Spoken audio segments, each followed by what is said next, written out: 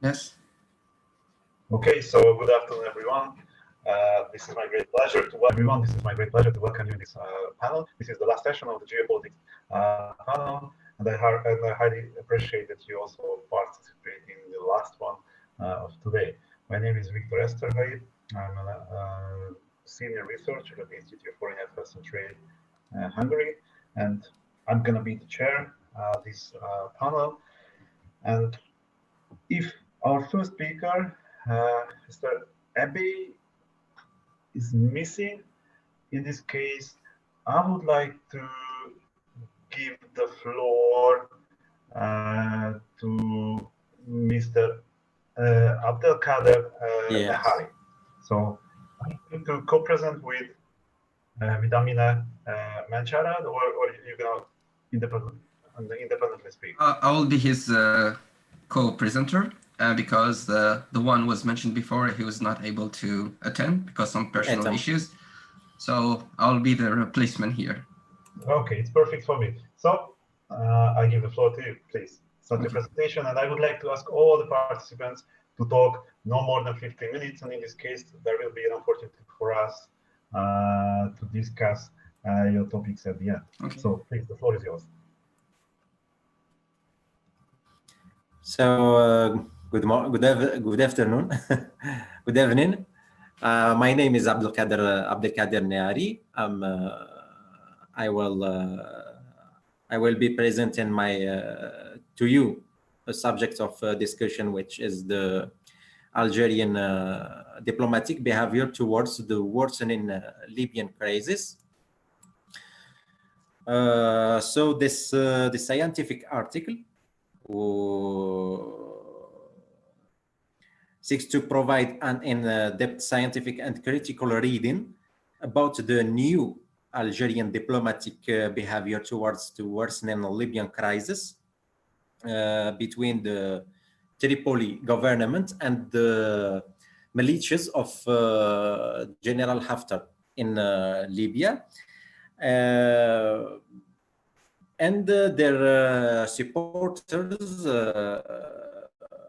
from the regional powers surrounding Libya, especially with the proposal to send the Algerian army outside of its borders.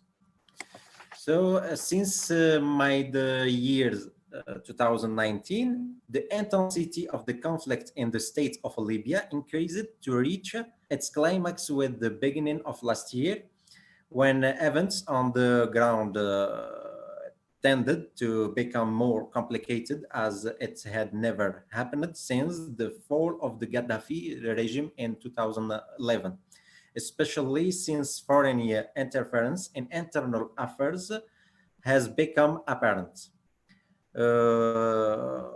On one hand, Turkey seeks to impose itself in the Eastern Mediterranean, trying to establish a base in Libya using its strong influence over the Sarraj government. Sarraj government is the official government in Libya, while Egypt and its allies stand on the other hand with the retired Major General Khalifa Haftar, supporting him financially and militarily, and perhaps the sharp statements declared by the Libyan parliament held on the 14th of July 2020, last year, in 14 July,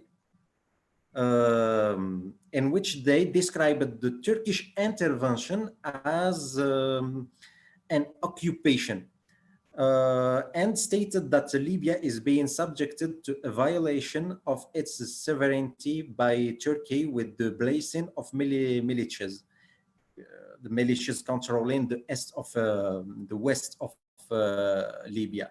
The same parliament in Libya, the parliament of the Tobruk, has tended to welcome the Egyptian position and call on the Egyptian regime that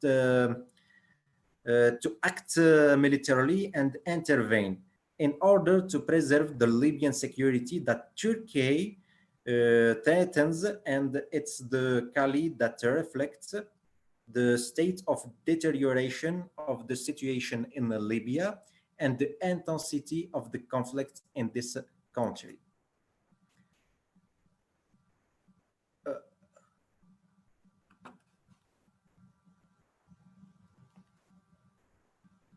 Amine, active le son.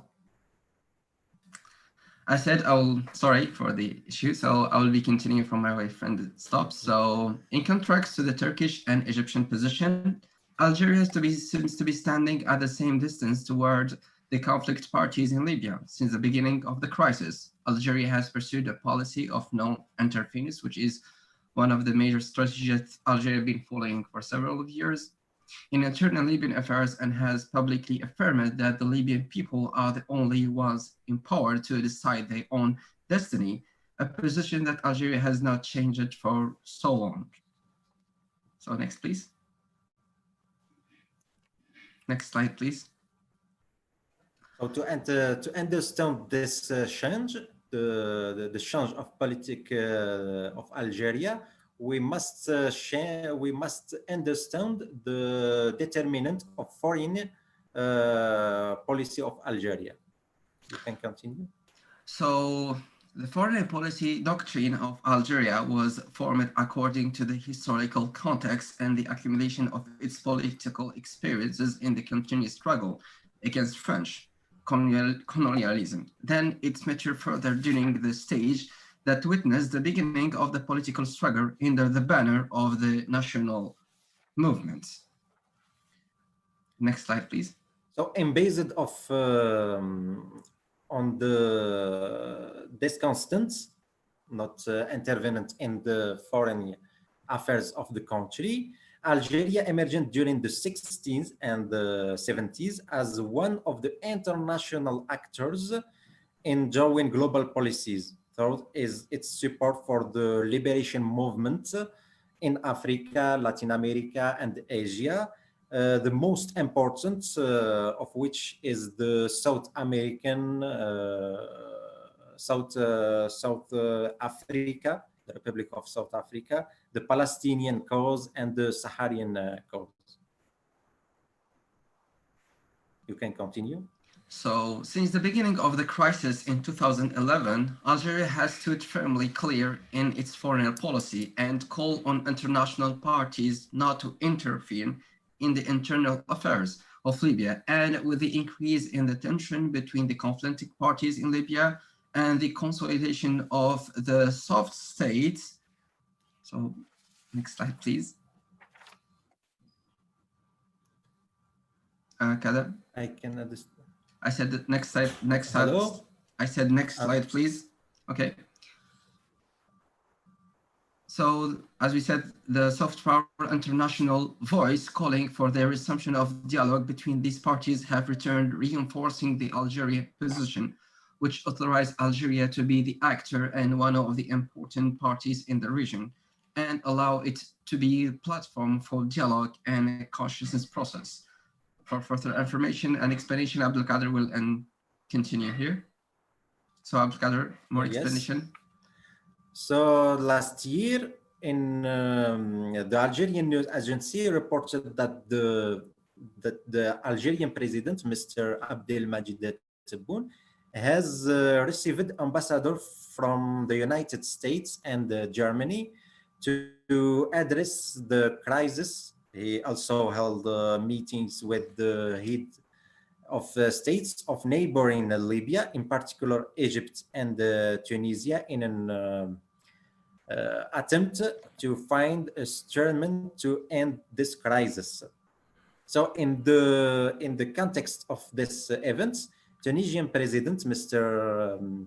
Kais Saied stated that coordination between his country, Tunisia, and Algeria is proceeding in a good direction and at the highest levels, with the aim of creating a common position on the issue and called for building a joint Maghreb position to protect Libya from foreign interference that may lead to its division and making it the object of certain state ambition.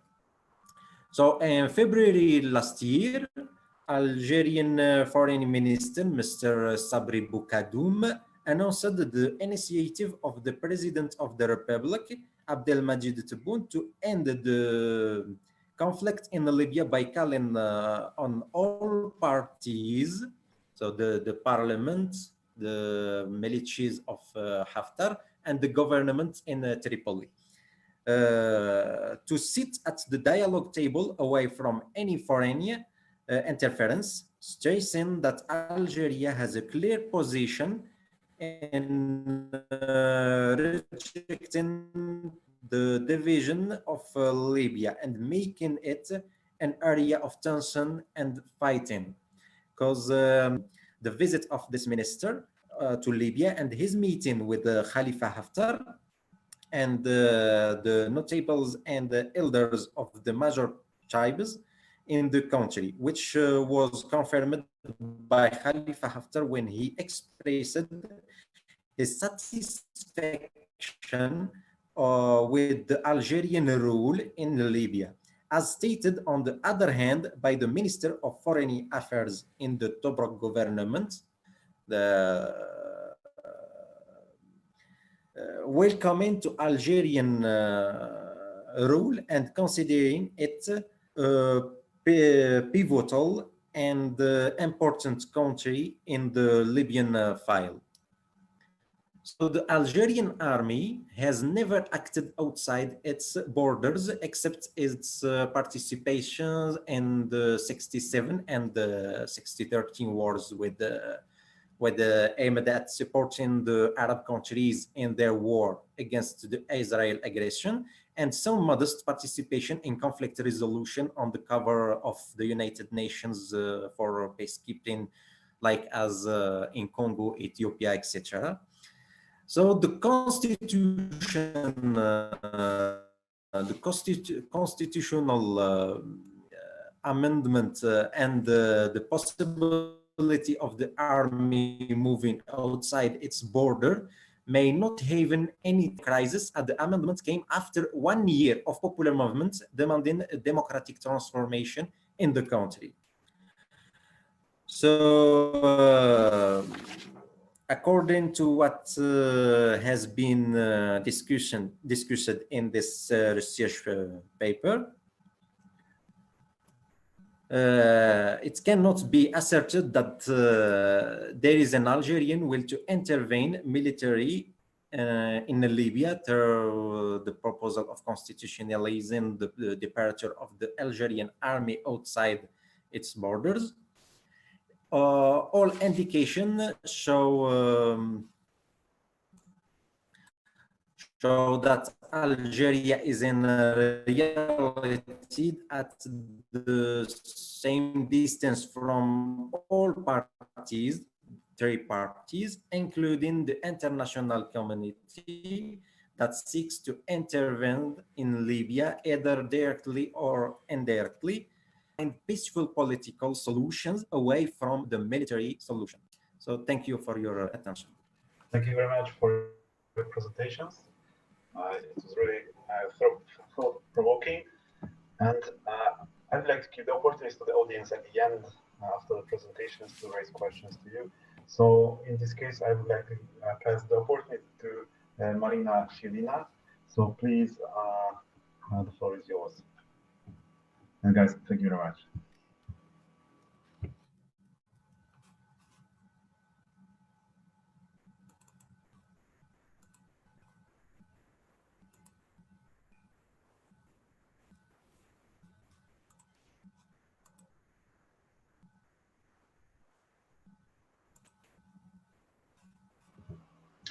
Marina, sorry, we can't hear you. You're still unmuted. Marina, sorry, we can't hear you. Yeah, it's like this. Dear Viktor, thank you, but I need to open my presentation. It's prohibited now. Wow.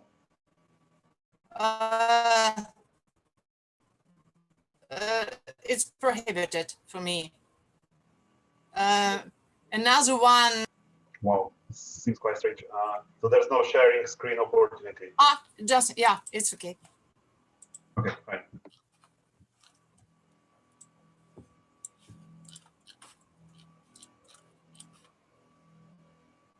Sorry. Oh. Sorry. It's okay. Take your time. Yeah. Good evening, everyone from frozen Russia. It's -20 for now. My name is Marina Shilina. I'm a professor at Plekhanov and Lomonosov universities in Moscow. And I'm dealing more with communication and media, but this conference was very interesting several years ago, and it's very nice to meet Viktor and Gratian here online, but we met each other. Thanks to Professor Darvis Kuduri for these great conferences devoted to this famous anniversary of the 60th anniversary of non-alignment movement establishment. And thank you for having me here in any case. My topic is connected with the role of Russia in non-alignment movement. And this is a very long history of the relationship and international relations and extremal changes, transformations of this role from the big brother to the guest. And now last year's changes are more radical, and Russia have to be an observer in this organization. It's really interesting because since the NAM establishing in 1961, Russia directly and indirectly has been connected all the time with the organization, especially after the collapse of the USSR and destruction of bipolarism. Now, in the case of multipolarism, radical post-Soviet changes are connected with the politics of NAM, when peace, as it is quoted here, cannot be achieved with separation. But old roles of the USSR and former USSR countries like the Russian Federation and, for instance, the Republic of Azerbaijan, as a former chairman of the NAM, are extremely different. The outline of my research is to move from classical, I should say, constructions of the movement, NAM and Russia relations background, to analysis of the current our vision of geopolitics, differences, problems and prospects in the context of transformation of geopolitical landscape this year, 2021. But my idea is to discuss these problems of Russia's status and collaboration with non-alignment movement, because, for instance, China is just an observer, one of the 17 observers in this field, and it means that big countries are involved in the movement. In any case.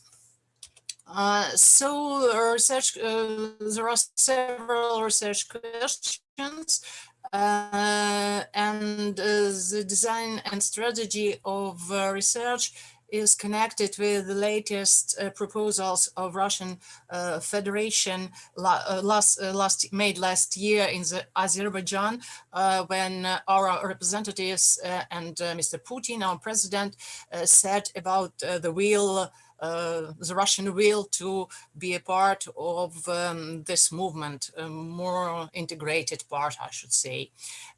So the problem is that now the organization is really open for new observers, and is it so needed for Russia and for the NEM this cooperation?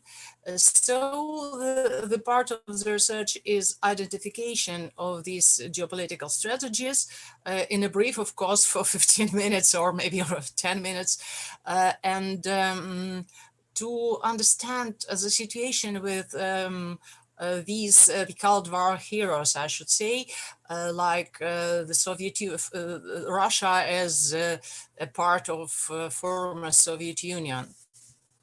And when we use several types of analysis, we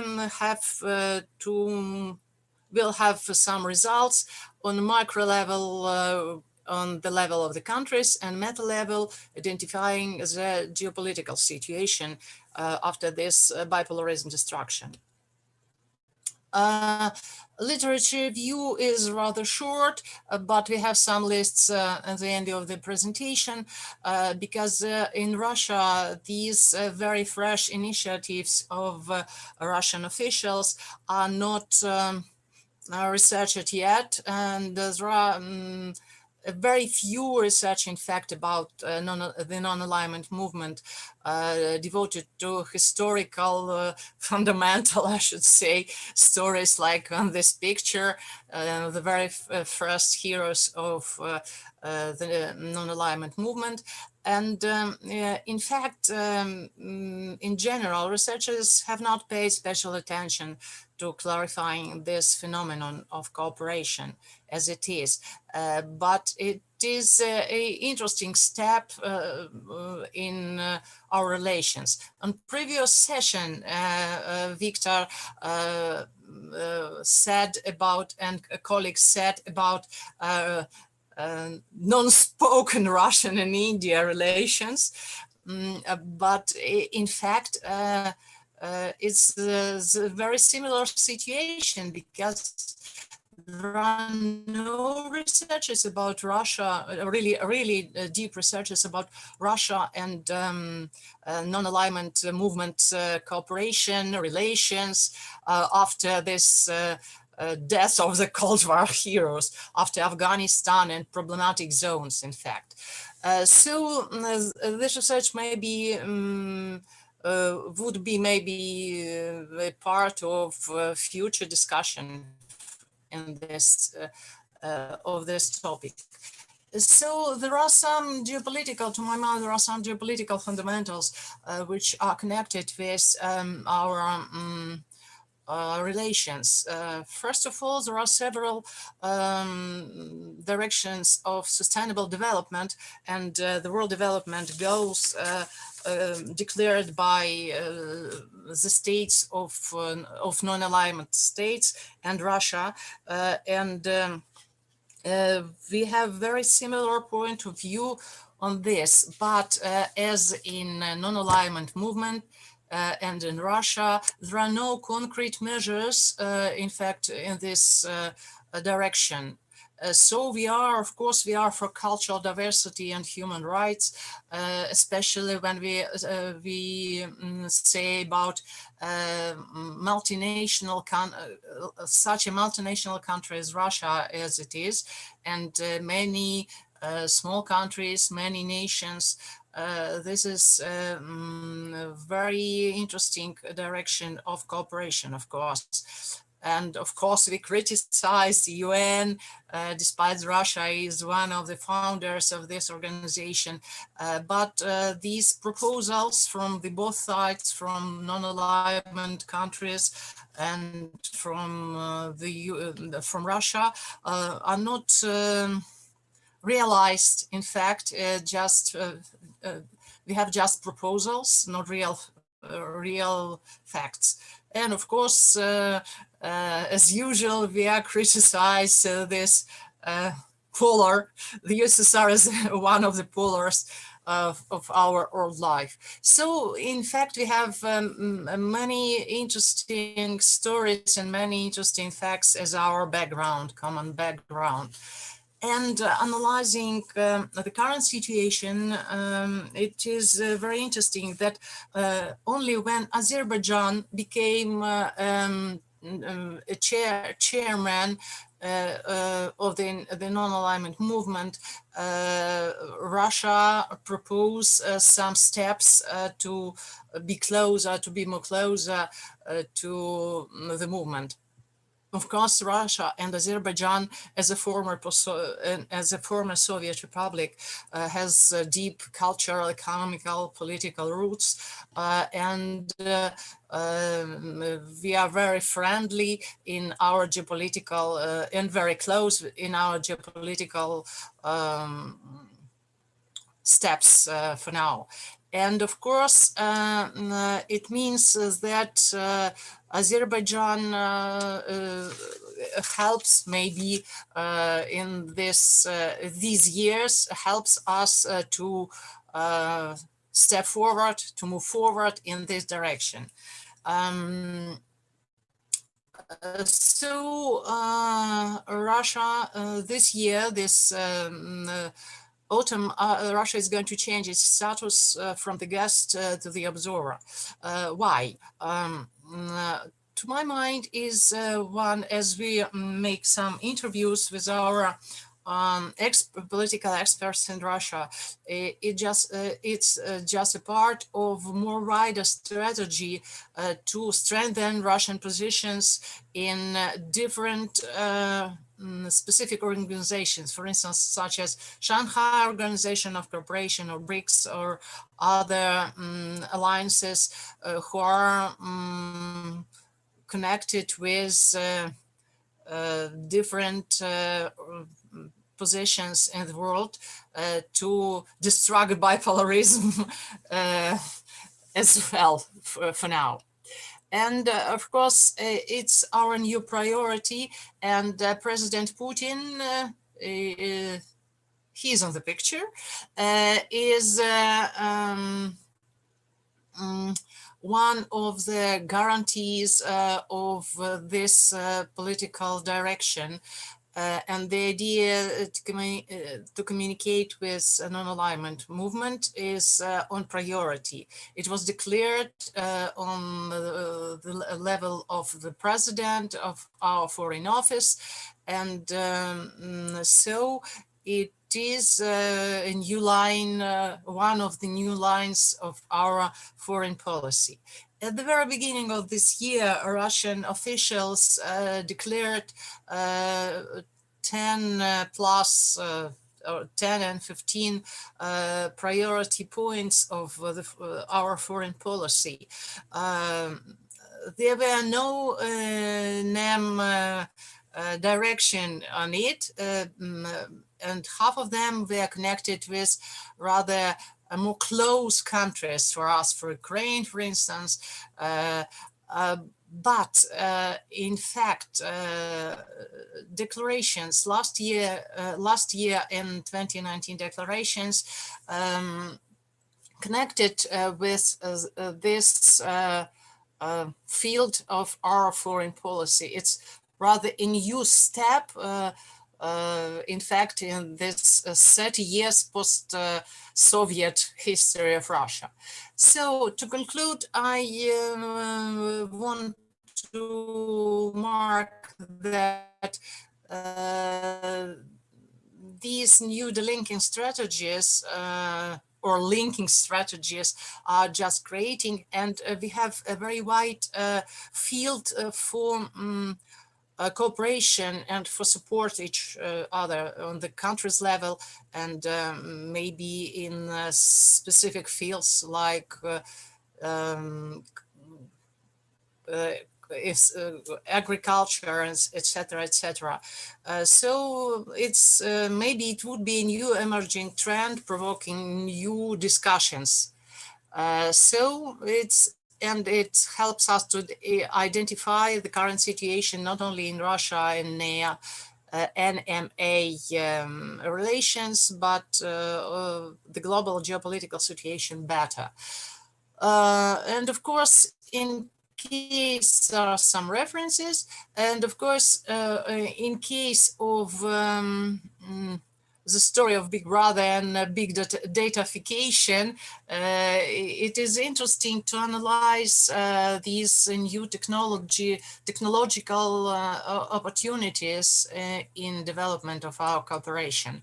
And there are some references to this fantastic conference, fantastic anniversaries, and I'm ready to answer your questions. So thanks in advance for your questions. Thank you, Marina. It was a really enjoyable presentation. And then, as I just mentioned to the previous presenters, the questions will come at the end of the session. And now I would like to give the floor to, I have some problems with pronunciation, is Nwankwo Nwaezeigwe. Sorry, I cannot pronounce it. So could you introduce yourself?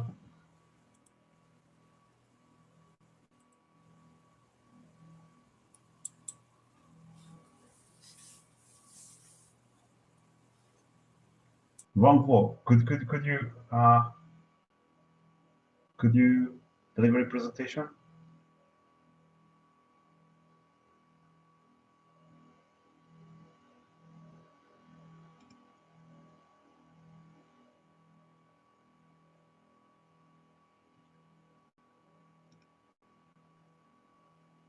Hello? Yeah, it's fine. We can hear you. You can hear me now? Yeah, it's fine. Okay. Thank you, Mr. Victor. Professor Victor, happy to, I was expecting to see you together with our father Mohammed, but since you're here, no problem. The title of my work, we try to look at the other side, not just always to flow with the current, but to look at the nitty-gritty of such relationships. The title of my work is Black Africa and the Third World Power Equation in Global Political Struggles. Black Africa and Third World Power Equation in Global Struggles. The dilemma of new colonial dimensions of the Bandung and Belgrade non-aligned summits. You understand what I mean? You get me? So we are trying to look at the real African, the impact of these non-aligned nations on Africa, vis-a-vis the remote or fundamental objectives of this organization, vis-a-vis the collective African interests, as it concerns the neo-colonial concepts. Let me take the Bandung experience first before going, because the foundation of the non-aligned movement is actually the Bandung summit of 1955, from which the NAM took over. We find that the fundamental objective of the 1955 Bandung conference and the 1961 Belgrade non-aligned summit was to resist the domineering forces of the superpower, led by the United States of America and Soviet Union under the Cold War situation. And to achieve this, and this is normally the position of some prominent non-aligned nations, mainly India, Indonesia. China was not, on the key at that time, but it was rising. It was in a big state of isolation. But then the vocal nations then opposed to this Cold War giants were India, Sukarno's Indonesia, Egypt, NASA, and then to some extent Pakistan. In fact, that in each of them, they have their own particular problems that elicited the need for such organizations, which were not actually identical with Black Africa's interests at the time. And because it is impossible for them to achieve these objectives and for them to give it wider international relevance, Black Africa has to kick in. So in my own opinion, the title or the term Black Africa or African Asian African Conference is an aberration of the real objective of the game, of the years, or the political game. It just, an intercepting a concoction being employed to give the active presence of Gamal Abdel Nasser relevance and some kind of international credibility.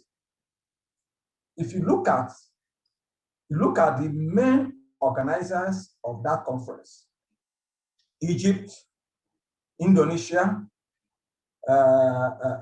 Pakistan, India, apart from Ceylon and Burma, these are nations that have their own specific problems. India and Pakistan were involved in war of attrition for their national relevance, so they needed international support. Indonesia was faced with two powerful giants at the South Asia angle, China and Japan, and with the intrusive influence of Netherlands. So Sukarno also needed zone of international support.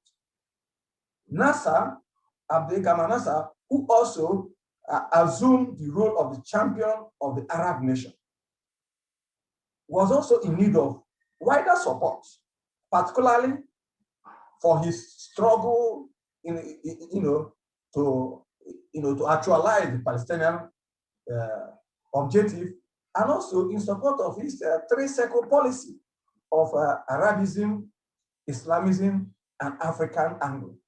So if you look at them, you find that they have their own objectives for forming it, which are not consistent with the African situation. And even when you look at the attendance of that, out of the 29 members that attended, only 2 African nations, 2 fully independent African nations, Ethiopia and Liberia were there. And these are just lame duck nations who at that time had no international clout to even say anything. And that was why they were mainly, sit down look, what we call in Nigeria, sit down look, just sit and watch as the lions devour their prey without question. Gold Coast, then Ghana, then Gold Coast, Ghana was not independent, fully independent. Ghana became independent in 1957. So Nkrumah was there on ad hoc basis. So Africa was not fully represented. And if you also look at the communique, the final communique, let me even take you to paragraph D of the communique. You find that the issue of colonialism, which was the most important problem Black Africa was facing at that time, was not directly mentioned in respect of Africa. Colonialism was just mentioned in passing. We fight colonialism, we oppose it, just specific mention of Black Africa. Then you can see when you go further, you find that the North African question was mentioned with particular reference to Algeria, Tunisia, you understand, Morocco, which means North Africa is not part of Africa, and nothing was mentioned about Africa in that area. But then they also went further to mention the issue of Palestinian struggle. So in all, we found that the Bandung conference, the Bandung 1955 conference, was not actually meant for Africa, but we are just Black Africa was brought in there as an appendage or as a base supporter to give international coverage or relevance to that particular conference. You look at it, even when you are talking the colonial principles, NASA himself never represents his Africa policy and Islamic policy. We're all neo-colonial oriented. Sukarno himself was trying to wrestle the colonial legacy of Netherlands and then to become the master. You look at even the other members, talk of the two Vietnam. They were coming there just to seek support for their own cause. The Yemen that came there was there to protect its interest against the British occupation of Aden protectorate, so that it become theirs. Why India and Pakistan were there also to find their own interest. So we found that even collectively, the objectives of the Bandung 1955 Bandung Conference was dead on arrival. Take for instance, Japan was there, China was there, and they were talking of fighting the international power. How will it be possible? How will China and Japan agree on that subject matter of neo-colonialism or war against dominance of the superpowers, when both of them rested on different opposing wills for their survival and relevance of international system? Russia was aligned ideologically, China was aligned ideologically to Russia. Japan's lifeline was dependent on America.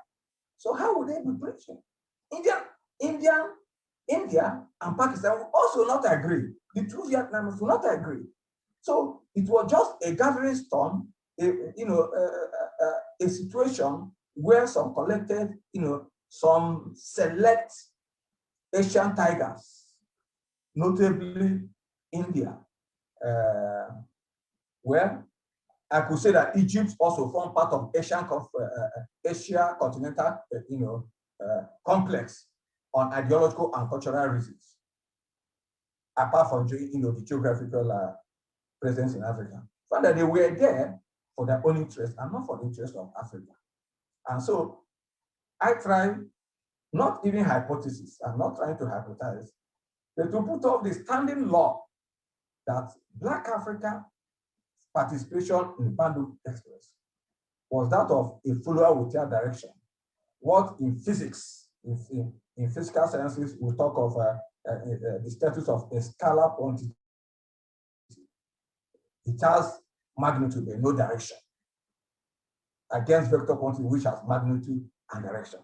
And if you look at it, and that was why it took 6 years for another, desperate leader who also was in need of international attention because of the pressure of Soviet Union on his sovereignty. I'm talking of Joseph Broz Tito to convert the non-aligned nation, the non-aligned movement in 1961. So he was not doing it. Tito did not do it because he was opposed to all these people, to the international state, but he did it because of the need to protect the Russian, the Soviet Union pressure on his own, on his own sovereignty.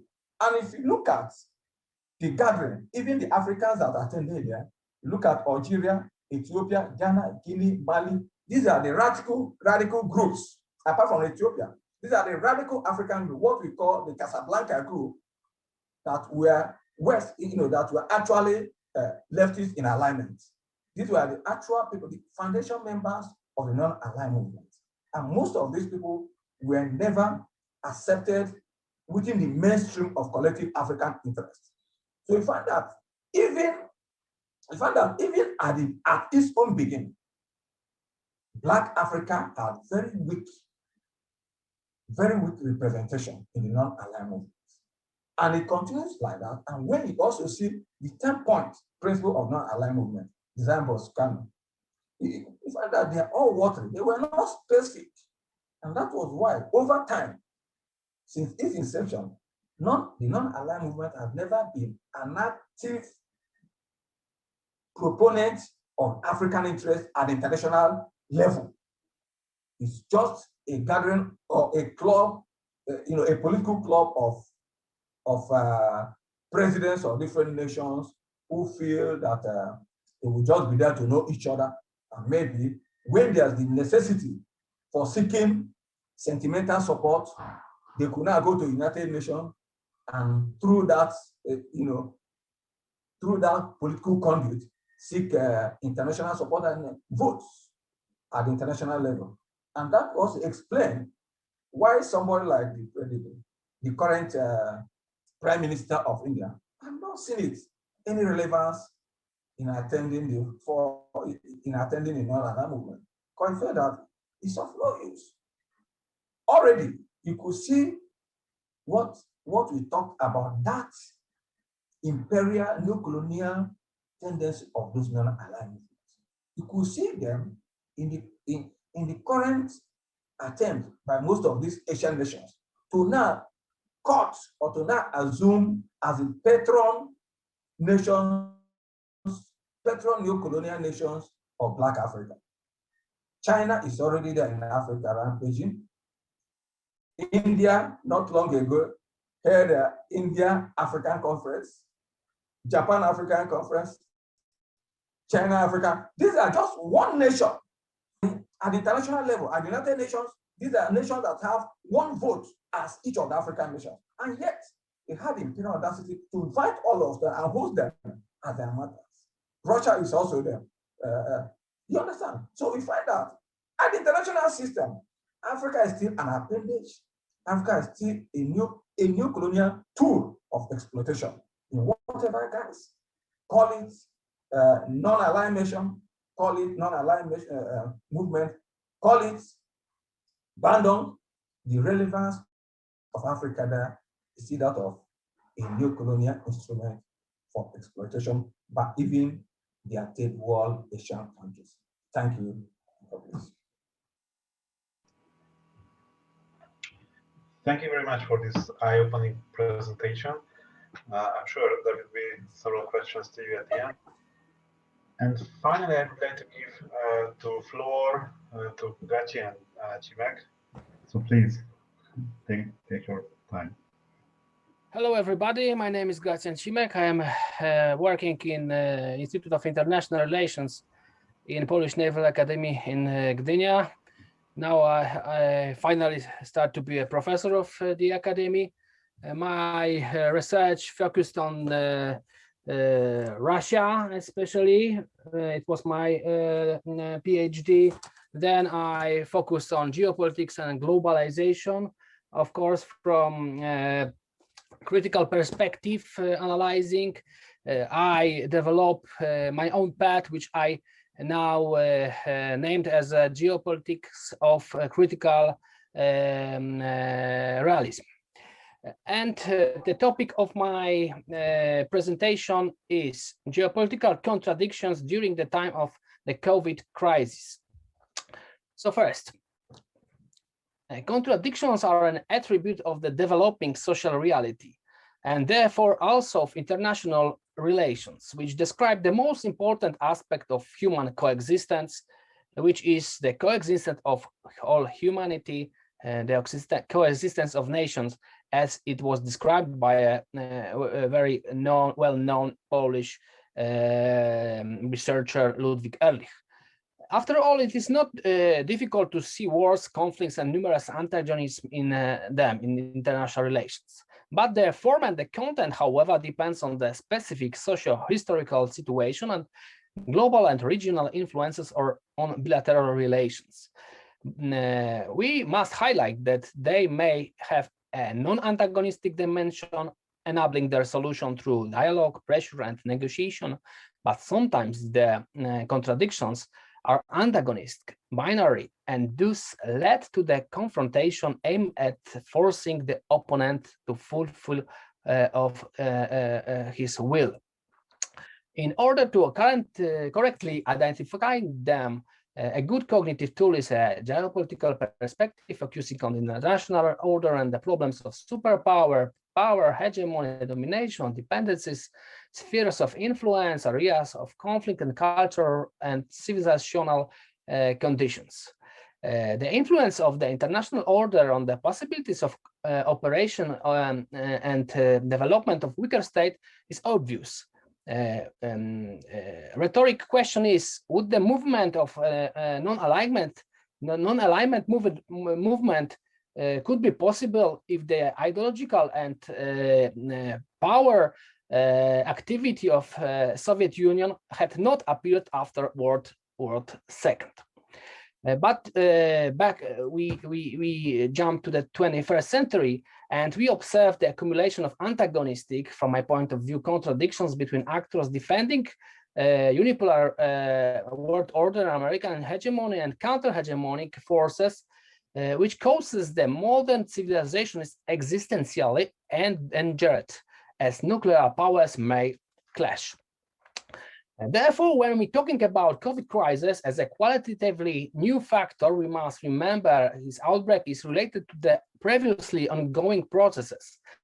I think the three very important megatrends is the, at first, China hegemonic war, and third, moving toward an artificial intelligence civilization.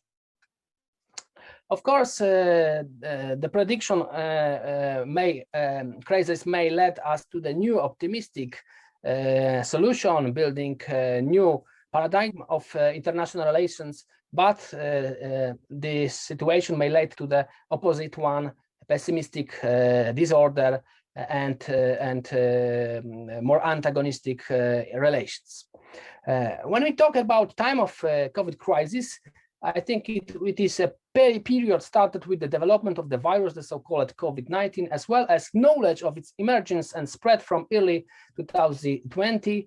It manifests itself in biological, psychological, social, ideological, economic, and political phenomena and processes. To describe it, I sometimes use the metaphor blitzkrieg, because it has the same massive and destructive context as German lightning war, a term denoting a lightning strike by military forces during the Second World War. When it comes to narration about the roots of COVID crisis, of course, I want to focus about two main actors, the United States and China. And in the United States narration, Mike Pompeo, former Secretary of State, openly said it's the coronavirus is the fault of the Chinese who should be punished. Wuhan Institute of Virology is responsible. The President Donald Trump repeat that it was and is Chinese virus. From opposite direction, we could remark the words of Lian Zhao from the Information Department of Chinese Ministry of Foreign Affairs, that he highlighted the American origin of the virus. His appearance is in the People's Republics of China could have occurred after the military competition of athletes, which took place in October 2019 with the participation of American soldiers. We observe the different narration, but the level of antagonistic narration is more observed in the United States policy. And after the break of COVID crisis, we observe the so-called mask diplomacy. China helps and sells to other states. Russia helps Italy. When European Union later excused Italy for lack of activity, United States cares only about itself, and we observe that the European Union reach north is not helping the south, which we can observe now in developing so-called geopolitical of vaccines. Very interesting theme to analyze, but not today. When it comes to the well-known authorities in international relations, we should highlight that Jacques Attali, representative of the financial elite of the West, well-known banker, financiist, have written a book titled West 10 Years Before Bankruptcy. How do you think? In which year he has written it? Yes, you will probably have right in 2010. So now it's the 10 years later, 2020. Other well-known geopolitics and geostrategics of United States, Zbigniew Brzezinski, in his book Strategic Vision, described that changing world order started since 2010, and data could be moment when the change started to change that leads to the corrosion of the previous order and formation of the multipolar world order. I use to describe these changes at the level of international relations the category of Immanuel Wallerstein bifurcation. Yes, we with Viktor know good Wallerstein works. Okay, what does it mean, bifurcation? It is a fork in the road consisting in the inability to solve new problems within the adopted system. The situation of choosing one of the emerging alternatives, a transition from order to chaos. And this time of bifurcation, the volitional factor plays a large role. Not as when there's more stabilized system, of course, it means stabilized of hegemony. It is very hard to change radically system. And generally speaking about international contradictions, which I observe during the time of COVID crisis, I could only generally said that the contradictions occur between, first, the domination of the West and the rise at the age of Asia, as our conference repeat and repeat. Second, between globalization and deglobalization, which was observed especially during the presidency of Donald Trump, between China and United States as we can call it, of course, hegemonical conflict between the countries of the West inside, which we observe, especially when we observe the Brexit, the new path of foreign policy in Turkey, which is still a part of NATO. Six contradiction is within the states, between supporters of the subjectivity of the nation state and the supporters of the transnational logic of corporate globalization. Seven, between a class of transnational corporatism and the precaritization of labor and middle classes, which are going in this direction. And last, between the ideology of neoliberalism and the idea of an active state. Because of a lack of time, of course, I can't focus and describe them precisely. So now we stop about talking about this, and talk a little bit about from my perspective, China's Russian relations, which from 2016 is built on idea of Great Eurasian Partnership, which are try to synthesize the integration model or vision of this integration from Russia and the One Belt, One Road, Belt and Road Initiative, precisely of China. The creation of free trade idea is to take place through the creation of the network of bilateral and multilateral trade agreements between Eurasian Union, China, member states of Shanghai Cooperation Organization, ASEAN, and finally, European Union also. It is a narration which I think was built to support so-called new strategic partnership for new era between China and Russia. I named this as a counter-hegemonic alliance. But I think that now the history accelerates, and now I want to focus on very actual event, which is a forum in Davos 21. Because I think it is very important to analyze, especially the speeches of these two leaders of nations, which are not the Western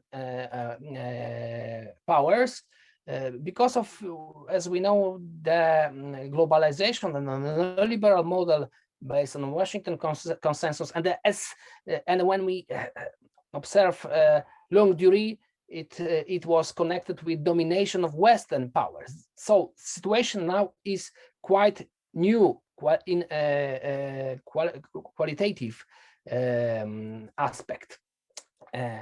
Why I don't want to speak a little bit about Davos? Because the financial and digital corporations dominating in the process of globalization plan to construct new social model as a fulfillment of the postulate of post-humanism in the field of building post-human. It's a new philosophy which are supported by this corporation. Shortly speaking, transhumanism is a vision of the world in which man, thanks to the new technologies, turns into Superman. In fact, it eliminates the spiritual side of human nature, and in the social sphere, it leads to the construction of a caste of emotionless people who can afford new technologies because they have money, but it is a minority of people. This new model was described by the founder of Davos Economic Forum, Klaus Schwab. Of course, we should highlight that Davos is the meeting of supporters of globalization, built on domination of world corporations and transnational capital. So Schwab, in his publication, called this moment a great reset for the world after the coronavirus. The essence of the model is justification of the need of transnational corporations to receive the status of sovereign actors, not equal but stronger than most of countries. Also, he proposed fourth industrial revolution as a necessary progress of mankind, even despite the enormous human cost. In view of such proposals, Davos 2021 was a great importance for the world politics, because it is more important than United Nations meeting, just like the League of Nations 100 years ago started to be a week. So I want shortly describe you the speeches of two leaders. In addition to the central benefits, Vladimir Putin has indicated the real beneficiaries of the globalizations are Western corporations serving of 1% of the world's population, calling by the name the ideology that legitimizes this process, the neoliberal Washington consensus. Of course, for us, it is nothing new, but in his mouth, it is something important to know. The world cannot continue to create an economy that will only benefit 1 million people or even golden billion. It is in Russian literature often describe the globalization model as to be built only for 1 billion of people, of course, without people from all around the world, from the weaker, some peripheral and semi-peripheral states. There is also no concern from Russia to build a new world made of dark anti-utopias, as told us Putin, and so it was against the post-humanist vision. He rejected the processes of Orwelling the society and domination of private American GAFA corporations, Google, Apple, Facebook, Amazon, and in fact, the power of the largest investments corporations that control them, led by BlackRock, for instance. Referring to the censorship of American President Trump, he pointed out the private monopolies threatened the common good and democracy. So he stood up for basic liberal freedoms, such as the right to choose and the right of privacy, which were part of Western narrative for long years. He also noted that the artificial intelligence, automatization, and robotization characterizing the so-called the fourth revolution means not only development, but also increasing the number of redundant people among employees and degrading the middle class. And this must be taken into account when changing the social and economic model. The Chinese leader Xi Jinping focused in Davos on the description of the new economic paradigm, emphasizing the need to continuation of globalization in economic terms, but this time aimed at ensuring growth and prosperity for all. He even proposed global health management. After all, China did the best with the coronavirus, especially when we compare it with United States and other great wealth nation as Great Britain. New globalization is possible only through peaceful coexistence based on mutual respect and expansion of common ground, while putting difference aside. So the world needs a new type of international relations that rejects the zero-sum game and the Western ideology that the winner takes it all. However, it was the Russian leader who gave concrete content to these general demands by describing the 4 key priorities for social development, and it is very important. I think it is, from my whole presentation, should be highlighted and remember. First, everyone must have comfortable living conditions, including housing and inexpensive transport, energy and utilities, infrastructure, and environmental well-being. Second, everyone must be sure that they will have a job that will ensure sustainable income growth and consequently a decent living standard. Everyone must have access to an effective system of lifelong learning, which is absolutely essential today and which will enable people to develop careers, retire with dignity and benefit from retirement. Third, people need to be sure that they will receive effective, high-quality medical care when needed, and that the public health system will guarantee access to modern medical service for all of us, not for chosen wealthy people.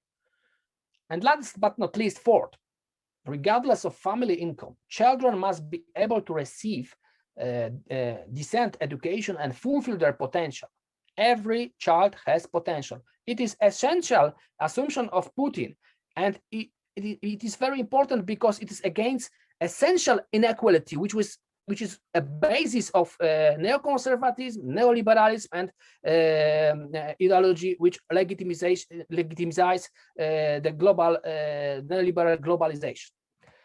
So, concluding remarks: Russia and China implement Wallerstein postulates on the way to change the existing center-periphery system by taking 3 steps: intellectual, accurately diagnosing the current crisis and its causes; moral, choosing the desired direction of the development of the world, which I have shortly described yet. Finally, the third step is geopolitical in nature and concerns the methods of action to achieve these postulates, which is in the content of contemporary competition. The struggle between the big reset promoted by Davos and corporations, and from opposite side, the new developed paradigm as a 2 alternative paths of existing from the bifurcation period. It will characterize the international rivalry of the coming years. For sure, it also be a constitutive principle to develop anti-imperialistic, anti-neocolonial, and based fairness model of relations in the whole world. The same way as non-alignment movement could develop during the bipolar moment in world history. Bifurcation means also that the willingness have biggest potential to implement new ideas than in the times of stabilization of the system. So it gave a gap to weakest countries and smallest countries to organize and choose a new paradigm and push them in this short period when it is possible, when the new world are now constructed in a struggle, and it is I think the hope for hope to development new alignment movement in the idea which our conference is focused on. And I think when it is when Marina told us about Russian proposition to be a part of this movement, I think it is connected with this new narration which was proposed in Davos conference. Thank you very much for attention. Thank you very much, Christian. It was really complex. I enjoyed it very much. And now, of course, I have questions to all the 4 participants, or 5 participants, but first I would like to give the floor to the audience. Is there anyone who has a question? Dear Professor Timek, thank you so much. Your students are so happy to listen to such lectures. Your topic was about geopolitical role of Russia after coronavirus, as I understood. So would you be so kind to describe just in one sentence the essence of this geopolitical position? Because as I understood from Russian literature, as you said, there were no such clear position as you presented. Only one sentence, it would be enough for me.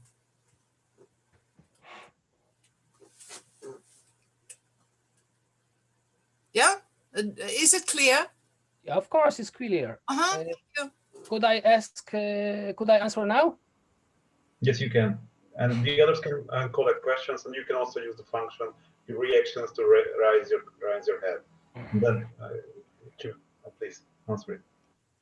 Yes, but the answer lays in my presentation because I named Russia-China relations as a counter-hegemonic, and it is a basis for activity of Russia, and it is the same tools which, as I remember, you have described in your presentation to develop BRICS, the part of new alignment, new non-alignment movement as an observator, to develop Shanghai Cooperation Organization, and other many tools which are aimed at build a new world order, multipolar world order. And now, as always, world order is based not only of power and military, but also to push some kind of narration, some kind of values. It is, of course, what I have talked about for last 20 minutes. It's a part of this direction. Can I have a question first to you, Gretchen? That you try to describe this new world, but the end of your presentation, I had the feeling that this is something like a bipolar world. Do you agree with this, that we are entering into a new Cold War, or because you also listed several dividing lines which can separate the multipolar world into different actors and so on. But at the end, I had the feeling that you were also talking about the bipolar world with two major ideology, with two major cultural events. So do you agree with this, or this was my mistake to misunderstand? At the end, I compared today's situation with the bipolar world after the Second World War, because I think that non-alignment movement could develop because of this specific situation, growing up and develop the communistic bloc. Now the situation is, of course, different, but the perspective of building multipolar world order, which are now building in struggle between rivalries between especially United States, which are defending their position, and China and Russia, which want to be new powers, with smallest country which also want to find their new geopolitical code. It opens now the possibility to once more build and support and develop and push the values which are connected with the non-alignment movement ideas. But when we talk about bipolarization, there are some researchers also in Poland, Professor Halijak and well-known American theoretical researcher John Meishammer, which highlight that in reality we observe the building of new bipolarism between China and the United States. Of course, there is this tendency, but I think that from Russian perspective, which because of Russia is of course many areas not so strong as we talked about this before, but they have the potential and the tools and knowledge how to find their position better in these conditions. And that's why, for me, from my perspective, also the relations between India and Russia are important element of behavior activity of those states, which are not so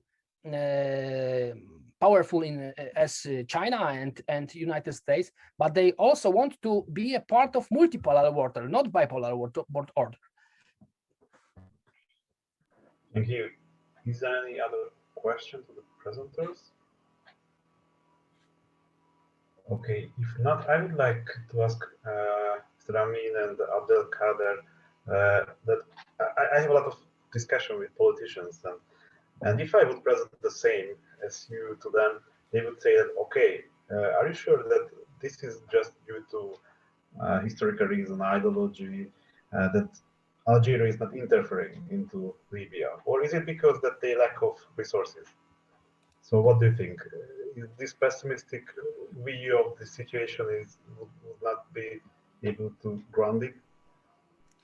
Well, okay, there are a lot of facts to be taken into consideration, which are related to the first of all, the strategy of the Algerian government, which is like clearly was clear from the independence and from the the movement against colonialism, that Algeria stood straight toward like the people have the right to choose their own destiny. So no intervening in the in the political issues on the other countries, and always stand like in equal position from all the disputed parties. This is number one.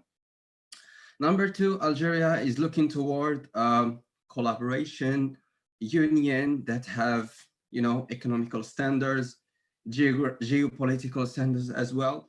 So in order to build that, you have to make sure that you always have a good relation with all the countries and the area. And Algeria now is moving from, the Union, the Arabic Union, and the other unions that have ethnic, religion basis toward economical and geopolitical standards for real. So in order to ensure that, you have to make sure that you will never align to any other countries or any other people project. And the third issue, more or less, it can be true, but lately, as we all know, that Algerian, the new government, they voted on the possibility that the army will intervene outside.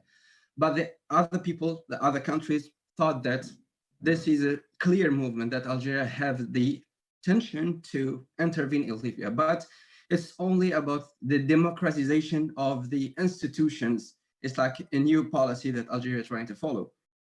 And from the other hand, it's one of the main strategy that will ensure the security of the state, because as we know, it's a country that depending on the petrol, and all those bases are in the borders with Libya. So I don't think it has to do any to what you have mentioned before.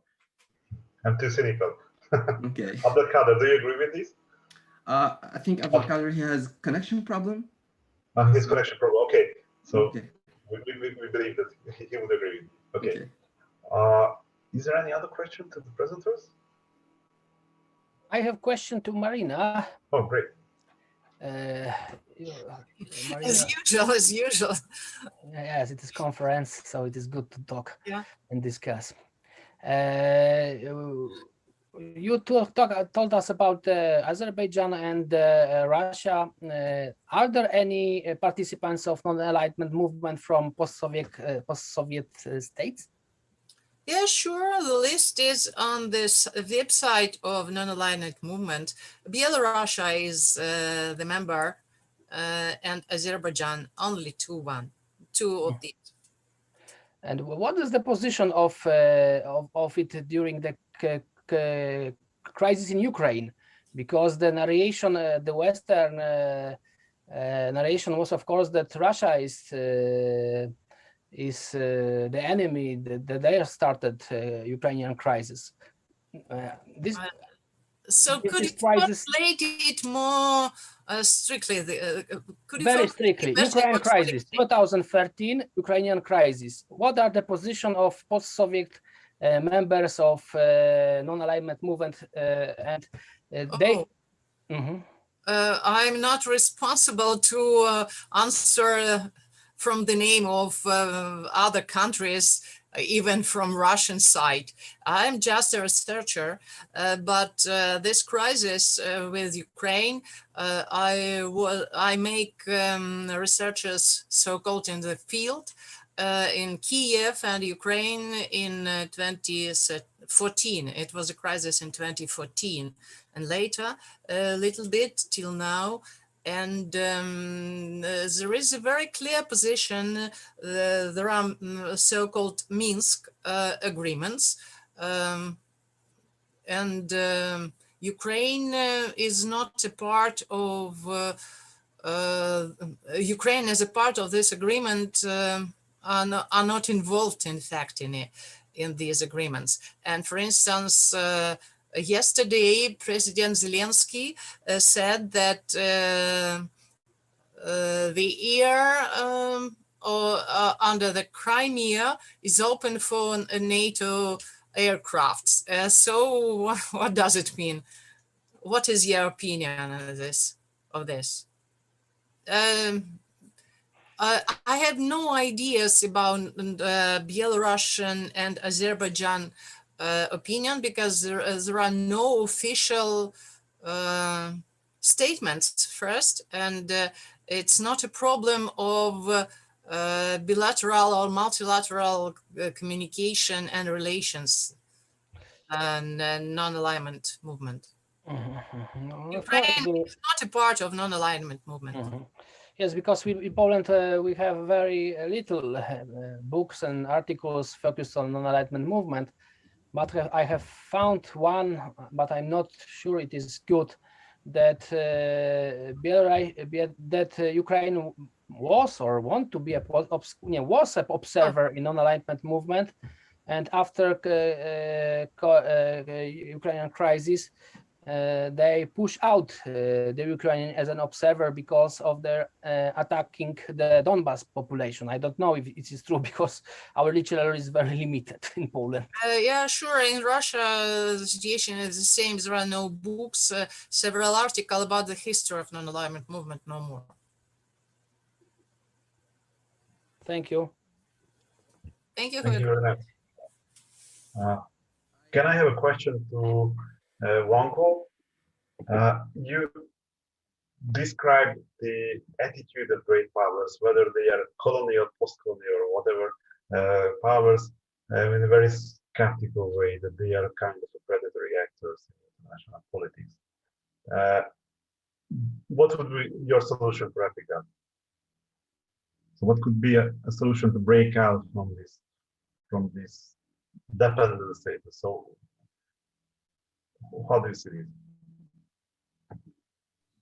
Yeah, the basic solution, actually, fundamental solution actually lies with Africans themselves, not the external people, because you have to put your home in order.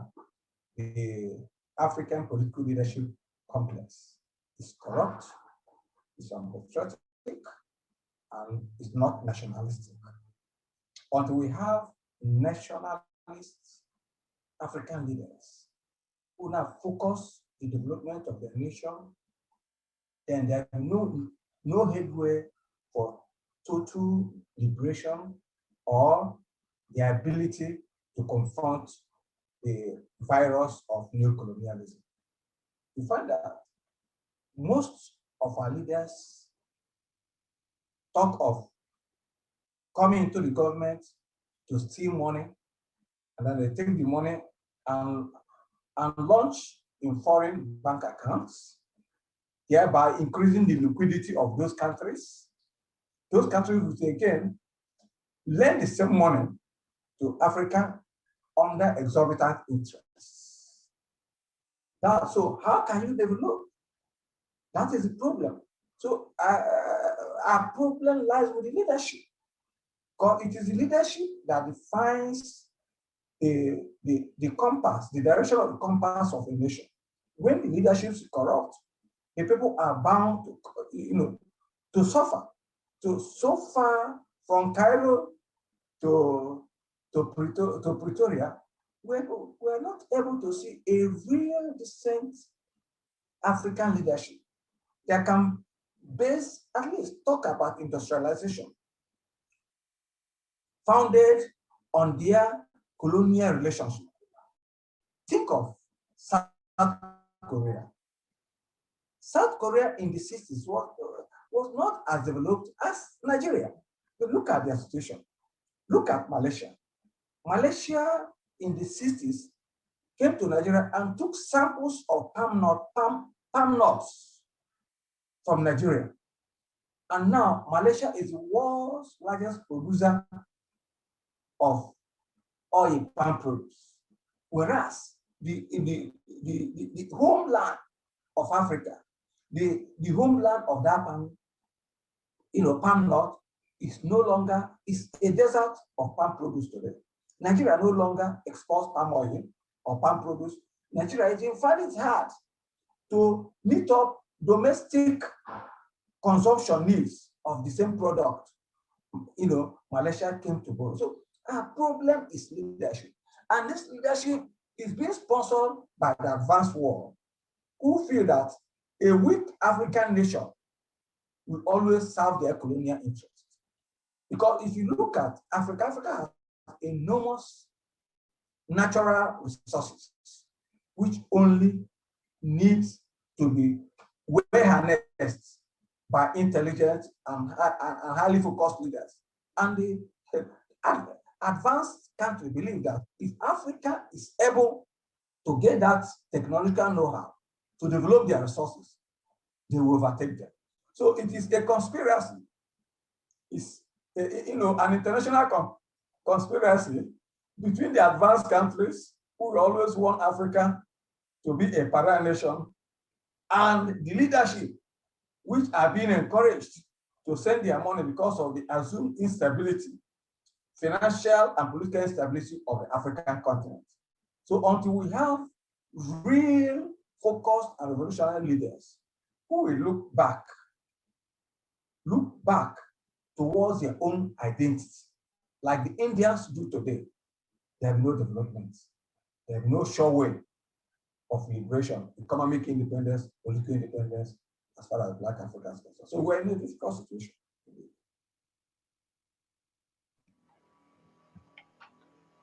Thank you very much.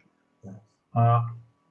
As we are running out of time, I would like to ask the audience that is there anyone who has a question for the presenters?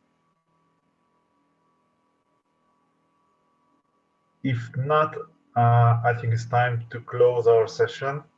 I really enjoyed all the presentations, and I really thank you very much for these thought-provoking presentations. I extremely found them interesting. And I also would like to thank the participation of the audience, because I know this was the last session, so it's not easy to still focus on these presentations, but I hope all these 4 valuable presentations was worth to pay attention to it.